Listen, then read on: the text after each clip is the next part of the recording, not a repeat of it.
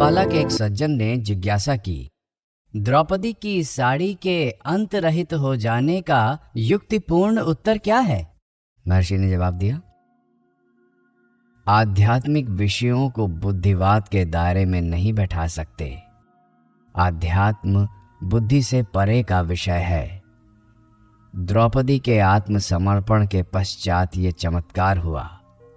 रहस्य समर्पण में है। भक्त हृदय तक कैसे पहुंचे?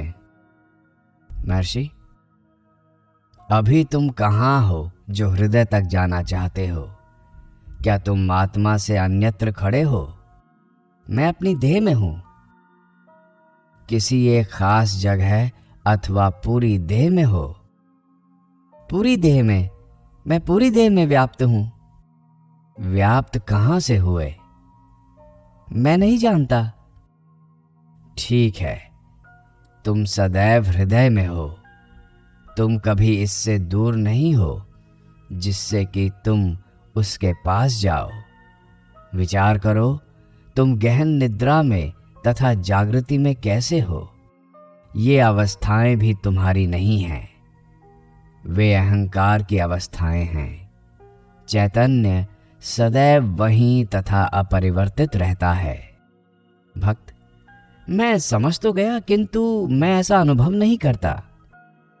ये अज्ञान किसको है, इसे मालूम करो। ये सब बहुत कठिन है। कठिन का विचार भी भूल है।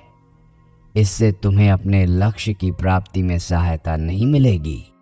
मेरा प्रश्न अब भी यही है, किसे कठिन प्रतीत होता है? मैं देख रहा हूं कि मैं के समीप आ रहा हूं। चूंकि तुम सदैव वहीं हो तथा उससे दूर कभी नहीं जाते। आत्मभाव से रहने के समान सरल कुछ भी नहीं है। इसके लिए किसी प्रयास अथवा सहायता की आवश्यकता नहीं है। केवल भ्रांत तादात्म्य की विपरीत भावना को त्याग अपनी नित्य, स्वाभाविक एवं सहज अवस्था में रहना है। अगले दिन वो भक्त फिर एक प्रार्थना लेकर आया। उसने कहा, ऐसा कहते हैं कि गुरु से बोध लेना आवश्यक है। केवल पुस्तक अध्ययन ही पर्याप्त नहीं। मैंने बहुत से ग्रंथ पढ़े, किंतु उनके पढ़ने से व्यावहारिक लाभ नहीं हुआ। कृपया मुझे बताएं कि मैं क्या करूं, मैं उसे किस प्रकार करूं, किस समय और कहां करूं आदि। महर्षि मौन रहे। उनके मौन का ये भाव प्रतीत हुआ, इसी क्षण यहीं शांत और निश्चल हो जाओ, बस इतना ही। किंतु जिज्ञासु ये भाव ग्रहण नहीं कर सका। वो कुछ निश्चित आदेश देना चाहता था। अगले दिन श्री भगवान ने कहा, ये लोग किसी जप, ध्यान, योग अथवा ऐसी किसी वस्तु की इच्छा करते हैं। जब तक वे ये ना कहें कि वे अब तक क्या करते रहे हैं, उन्हें और क्या कहा जा सकता है? फिर जप और उसकी फलश्रुति आदि क्यों? कौन जप करता है? उसका फल किसे प्राप्त होता है? क्या वे अंतर्मुख नहीं हो सकते? और फिर यदि कोई जप या ध्यान करने का आदेश भी दे तो वे कुछ समय तक उसे करेंगे, किंतु निरंतर परिणाम की प्रतीक्षा करते रहेंगे। जैसे दिव्य दर्शन, स्वप्न अथवा चमत्कारपूर्ण शक्तियां आदि। यदि ये प्राप्त ना हो तो वो कहते हैं कि प्रगति नहीं हो रही अथवा तप प्रभावशाली नहीं है। चमत्कारिक अनुभूतियां प्रगति की सूचक नहीं हैं। केवल तप करना उसकी प्रगति भी है। स्थिरता की आवश्यकता है। इसके अतिरिक्त उन्हें मंत्र अथवा अपने ईश्वर के प्रति समर्पण भाव रखकर उसकी कृपा की प्रतीक्षा करनी चाहिए। वे ऐसा नहीं करते हैं। एक बार किए हुए जप का भी शुभ परिणाम होता है, साधक जाने या ना जाने। 28 नवंबर 1935। भारत सरकार के रेलवे बोर्ड के एक अधिकारी श्री किशोरी लाल दिल्ली के निवासी हैं। देखने में सरल व शिष्ट तथा व्यवहार में गौरवपूर्ण हैं। वे आमाशय की सूजन से पीड़ित हैं तथा उन्होंने भोजन व निवास का प्रबंध नगर में किया है। 5 वर्ष पूर्व उन्होंने भक्ति साहित्य का अध्ययन प्रारंभ किया। वे श्री कृष्ण के भक्त हैं। जो भी देखते हैं उसमें कृष्ण की अनुभूति करते हैं। कृष्ण उन्हें प्रायः दर्शन देकर आनंदित करते हैं।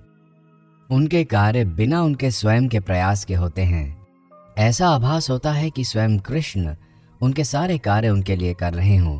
बाद में वे एक महात्मा के संपर्क में आए जिन्होंने उन्हें वेदांत का अध्ययन तथा निराकार उपासना का परामर्श दिया।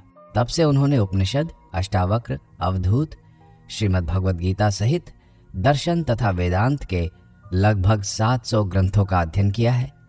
उन्होंने श्री भगवान महर्षि रमण के अंग्रेजी ग्रंथों का अध्ययन किया है तथा बहुत प्रभावित हुए हैं।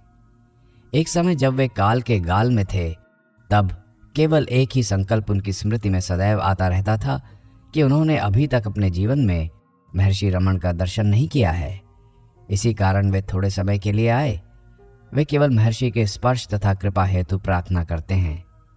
उनसे महर्षि ने कहा, आत्मैवाहम गुणाकेश, अर्थात मैं आत्मा हूं। आत्मा ही गुरु है तथा आत्मा ही कृपा है। आत्मा के बिना कोई नहीं रहता। वो सदा संपर्क में है। बाह्य स्पर्श की कोई आवश्यकता नहीं है। भक्त, मैं समझा मेरा प्रयोजन बाह्य स्पर्श से नहीं है। महर्षि, आत्मा से अधिक समीप कुछ भी नहीं है। भक्त कहता है, 3 माह पूर्व मुझे श्री कृष्ण ने दर्शन देकर कहा, मुझसे निराकार उपासना की प्रार्थना क्यों करते हो? सर्वभूतस्मात्मानं सर्वभूतानि चात्मनि। आत्मा सब में है तथा सब आत्मा में है। महर्षि कहते हैं, इसमें संपूर्ण सत्य निहित है। ये भी औपचारिक है। वास्तव में आत्मा के अतिरिक्त कुछ भी नहीं है।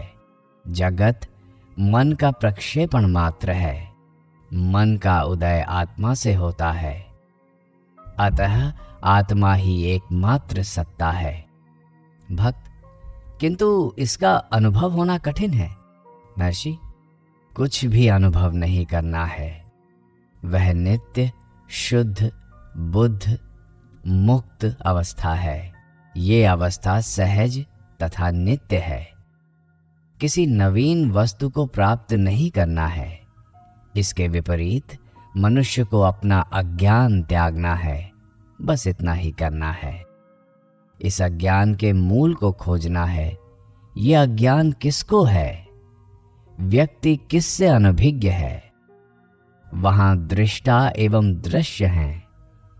ये द्वैत भाव तो केवल मन का गुण है। मन आत्मा से है। भक्त कहता है, हाँ, अज्ञान स्वतः नहीं रह सकता।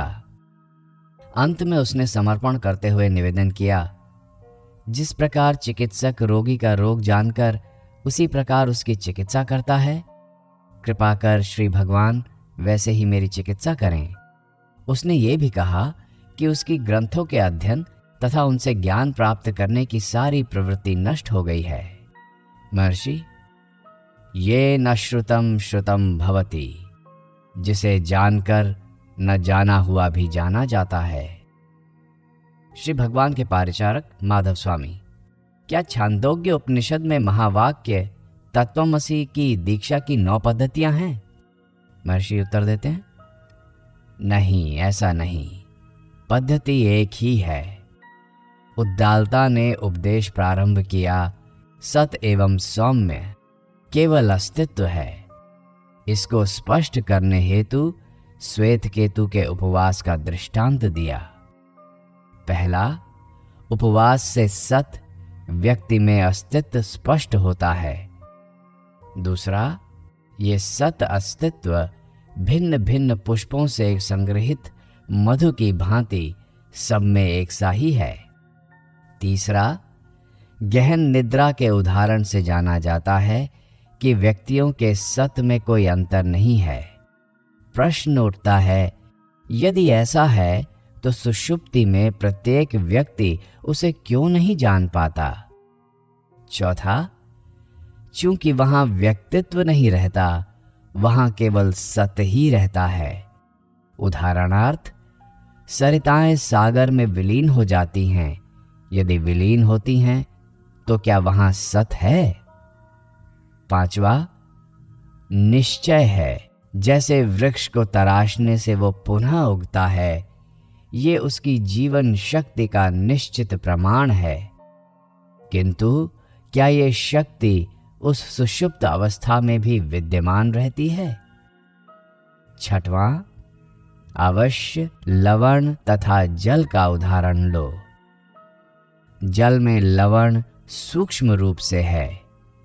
यद्यपि ये दृष्टिगोचर नहीं है, किंतु अन्य इंद्रियों से अनुभूत है। इसका ज्ञान कैसे हो? अन्य साधन क्या हैं? 7वां, खोज से। जिस प्रकार गांधार वन में भूला हुआ व्यक्ति घर तक पुनः आ गया। 8वां, विकास और संकोच में व्यक्त एवं अव्यक्त में केवल सत्य की ही सत्ता है। तेजः परस्याम देवतायम, प्रकाश ब्रह्म में लीन हो जाता है। 9वां, अग्नि परीक्षा में दोषी पीड़ित हो जाता है।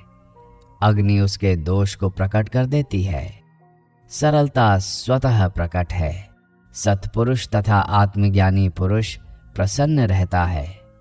उस पर दृश्य प्रपंच का अर्थात जगत, जन्म मृत्यु आदि का प्रभाव नहीं पड़ता, जबकि कपटी तथा अज्ञानी व्यक्ति दुखी रहता है।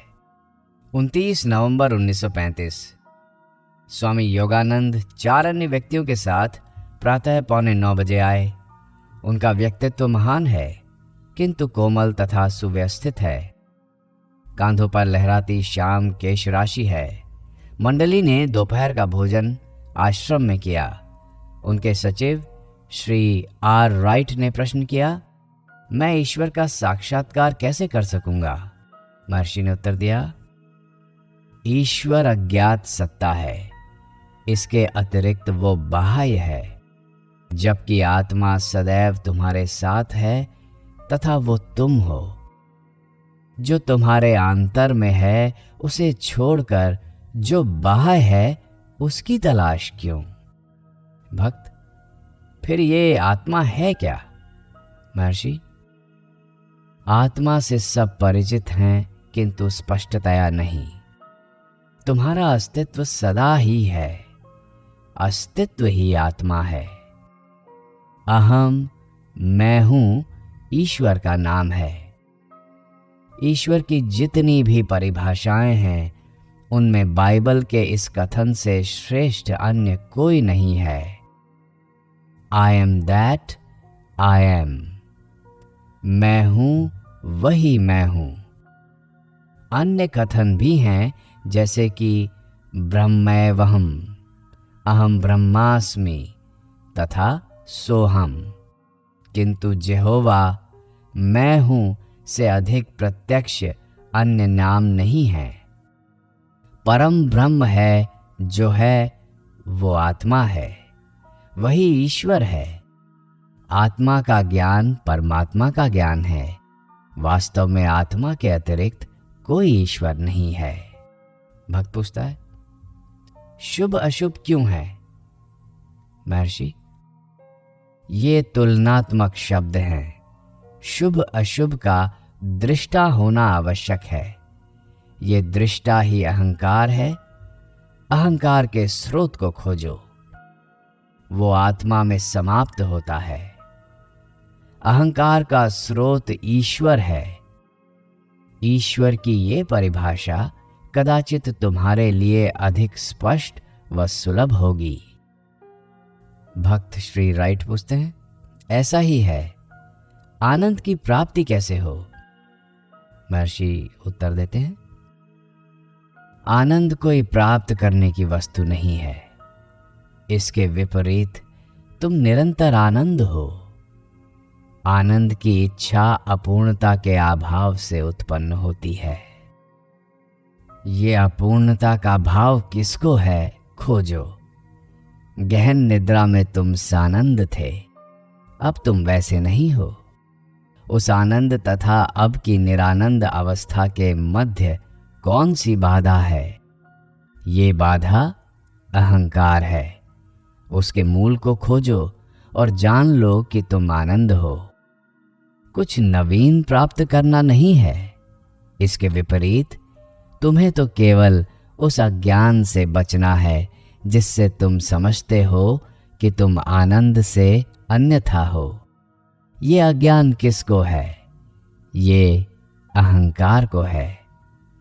अहंकार के मूल को खोजो, तब अहंकार नष्ट हो जाएगा एवं आनंद ही रहेगा।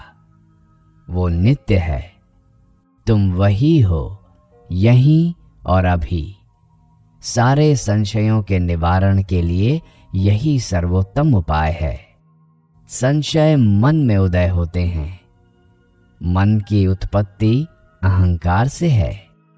अहंकार आत्मा से उदय होता है। अहंकार के स्रोत को खोजो तो आत्मा प्रकट होगी। केवल उसी की सत्ता है। जगत आत्मा का ही विराट रूप है। ये आत्मा से भिन्न नहीं है। भक्त श्री राइट पूछते हैं, जीवन का सर्वश्रेष्ठ मार्ग क्या है? महर्षि कहते हैं, व्यक्ति ज्ञानी है अथवा अज्ञानी, उसके अनुसार भेद होगा। ज्ञानी की दृष्टि में आत्मा से परे अथवा भिन्न कुछ भी नहीं है। सब आत्मा में है। ये अनुमान मिथ्या है कि जगत है, उसमें एक शरीर है तथा उस शरीर में तुम निवास करते हो। यदि सत्य जान लिया जाए तो जगत तथा उसके परे जो भी है केवल आत्मा में ही प्रतीत होगा। व्यक्ति की दृष्टि के अनुसार भिन्न दृष्टिकोण होता है। दृष्टि चक्षु से है। नेत्र कहीं एक केंद्र में स्थित होंगे। यदि तुम स्थूल नेत्रों से देख रहे हो तो तुमको दूसरे भी स्थूल दिखेंगे। यदि सूक्ष्म दृष्टि अर्थात मन से देखोगे तो दूसरे भी सूक्ष्म दिखेंगे। यदि नेत्र आत्मा हो जाए तो आत्मा की निस्सीम होने के कारण नेत्र भी निस्सीम हो जाएंगे। आत्मा से भिन्न दिखने को अन्य कुछ भी नहीं है। उन्होंने महर्षि के प्रति कृतज्ञता प्रदर्शित की। उन्हें बताया गया कि कृतज्ञता ज्ञापन करने का सर्वश्रेष्ठ मार्ग सदैव आत्मभाव से रहना है। इसके बाद योगी ने पूछा, जनता की आध्यात्मिक प्रगति कैसे हो सकती है? उनको क्या निर्देश दिए जाएं? महर्षि ने जवाब दिया, ये व्यक्तियों के स्वभाव तथा उनके मन की आध्यात्मिक परिपक्वता के अनुसार भिन्न होगा। सबके लिए सामान्य निर्देश नहीं हो सकता। वे पूछते हैं, ईश्वर जगत में कष्ट क्यों होने देता है? क्या उसे अपनी सर्व सामर्थ्य से उसका उन्मूलन एक ही बार में कर देना तथा सर्वसाधारण को ईश्वर का साक्षात्कार सुलभ कर देना उचित नहीं? महर्षि कहते हैं, कष्ट ही ईश्वर के साक्षात्कार का मार्ग है। भक्त, क्या उसे अन्य अवस्था करना उचित नहीं? यही मार्ग है। क्या योग धर्म आदि दुख के उपचार हैं? वे दुख पर विजय पाने में सहायता करते हैं। दुख क्यों है? महर्षि कहते हैं, कौन दुख भोगता है? दुख क्या है? कोई उत्तर नहीं। अंततः योगी ने खड़े हुए अपने निजी कार्य हेतु महर्षि के आशीर्वाद के लिए प्रार्थना की एवं इतना शीघ्र वापस जाने का अत्यधिक खेद प्रकट किया। वे अत्यंत सरल, श्रद्धावान एवं भावुक भी प्रतीत हो रहे थे। क्रमांक के वार्तालाप के क्रम में उद्धालक ने स्पष्ट किया कि सबका उद्गम सत से है, जैसा कि गहन निद्रा के उदाहरण से स्पष्ट है। देह भोजन करती है, भोजन के लिए जल की आवश्यकता होती है। भोजन के पाचन हेतु जल को तेज की आवश्यकता होती है। तेजो मूल मानविच्छा। वो सत परस्याम देवतायम यानी अस्तित्व में विलीन है। यदि हम सत संपन्नः अस्तित्व में विलीन हैं तो हमें इसका अनुभव क्यों नहीं है? महर्षि जवाब देते हैं, जिस प्रकार विविध पुष्पों से संचित मधु छत्ते का संग्रह बनता है एवं प्रत्येक मधु बिंदु ये संकेत नहीं करती कि वो कहाँ से संचित की गई, इसी प्रकार सत संपन्न गहन निद्रा मृत्यु आदि अवस्थाओं में व्यक्ति अपने व्यक्तित्व को नहीं पहचानता। वे उस अवस्था में अनजाने ही चले जाते हैं, परंतु जागने पर वे अपने मूल व्यक्तिगत गुणों को फिर से ग्रहण कर लेते हैं। भक्त कहता है, मधु यद्यपि भिन्न भिन्न पुष्पों से संचित हो छत्ते का निर्माण करता है तथा उसमें व्यक्तिगत गुण नहीं होते, किंतु मधु बिंदुओं का अपना कोई अलग अस्तित्व नहीं होता और वे स्रोत में पुनः नहीं जाते, जबकि व्यक्ति गहन निद्रा में जाने के बाद पहले के व्यक्ति के समान ही जागता है। ऐसा क्यों? महर्षि कहते हैं, जिस प्रकार सरिताएं समुद्र में लुप्त हो अपना अस्तित्व समाप्त कर देती हैं, तथापि पुनः जल भाप बनकर पर्वतों पर वर्षा के रूप में फिर वापस आता है तथा सरिता के मार्ग से पुनः समुद्र में आता है, इसी प्रकार जीव निद्रा में अपना व्यक्तित्व खो देते हैं, किंतु फिर पहले की वासनाओं के कारण बिना जाने ही व्यक्ति के रूप में वापस आते हैं। इस प्रकार मृत्यु में भी सत का अभाव नहीं होता। ये कैसे हो सकता है? देखो, एक पेड़ जिसकी शाखाएं काट दी गई हैं कैसे फिर बढ़ता है। जब तक उसका जीवन स्रोत प्रभावित नहीं होगा वो बढ़ेगा। इसी प्रकार मृत्यु में संस्कार हृदय में अस्त हो जाते हैं, उनका नाश नहीं होता। उपयुक्त अवसर आने पर वे फिर हृदय से उदित होंगे। इसी प्रकार जीव का पुनर्जन्म होता है।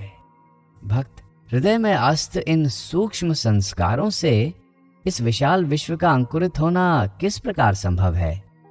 महर्षि, जिस प्रकार एक विशाल वटवृक्ष एक छोटे से बीज से अंकुरित होता है, उसी प्रकार ये नाम रूप युक्त विशाल सृष्टि हृदय से अंकुरित होती है। भक्त, यदि सत ही मूल स्रोत है तो उसका अनुभव क्यों नहीं होता?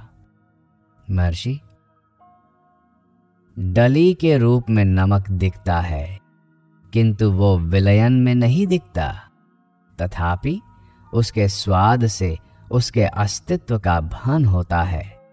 इसी प्रकार यद्यपि सत बुद्धिगम में नहीं है, तथापि अन्य प्रकार से उससे परे होकर इसकी अनुभूति हो सकती है।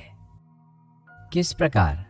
जिस प्रकार चोरों द्वारा नेत्रों पर कपड़ा बांधकर वन में छोड़ा गया मनुष्य पूछता हुआ अपने घर का पता लगाकर लौट आता है, उसी प्रकार भ्रांत पुरुष अज्ञानांध अन्य पुरुषों से जो इस प्रकार अज्ञानी नहीं हैं, जिज्ञासा कर अपने उद्गम स्थान को खोजकर वहीं लौट आता है। वांग मनसी संपाद्यते मनः प्राणे प्राणस्तेजसी तेजः परस्याम देवतायाम इति। भक्त कहता है, यदि ऐसा है तो ज्ञानी हो अथवा अज्ञानी, देह त्याग का प्रकार तो एक ही है। फिर अज्ञानी का पुनर्जन्म होता है जबकि ज्ञानी का नहीं। महर्षि कहते हैं, जिस प्रकार एक निर्दोष सत्याभिसंध व्यक्ति गरम लोहे के स्पर्श से प्रभावित नहीं होता, किंतु एक चोर उससे प्रभावित होता है, उसी प्रकार सद्ब्रह्म सत्याभिसंध अर्थात ज्ञानी सत्य में जानबूझकर प्रवेश करता है और विलीन हो जाता है, जबकि अज्ञानी बिना जाने वहां प्रवेश करता है और बिना जाने ही बाहर धकेल दिया जाता है। 13 दिसंबर 1935। अंबाला पंजाब के 2 सज्जन कुछ सप्ताह से यहाँ ठहरे हुए थे। महर्षि की आज्ञा लेने के पूर्व एक ने जिज्ञासा की कि वो अपने मित्रों तथा अन्य व्यक्तियों की आध्यात्मिक तंद्रा किस प्रकार निवारण करे। महर्षि ने उत्तर दिया, क्या तुमने स्वयं की आध्यात्मिक तंद्रा का निवारण कर लिया है?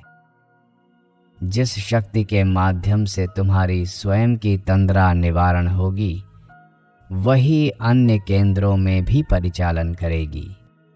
वो इच्छा शक्ति ही है जिसके द्वारा तुम अन्य व्यक्तियों को प्रभावित कर सकते हो, किंतु ये निम्न स्तर पर है एवं अवांछनीय है। पहले अपनी चिंता करो। भक्त, अपनी स्वयं की तंद्रा का निवारण कैसे करूं? महर्षि, ये तंद्रा किसकी है? खोजो, अंतर्मुख हो जाओ, अपनी सारी शक्ति आत्मा की खोज में लगा दो। इस प्रकार तुम्हारे अंदर जो शक्ति उत्पन्न होगी वो अन्य व्यक्तियों का भी परिचालन करेगी।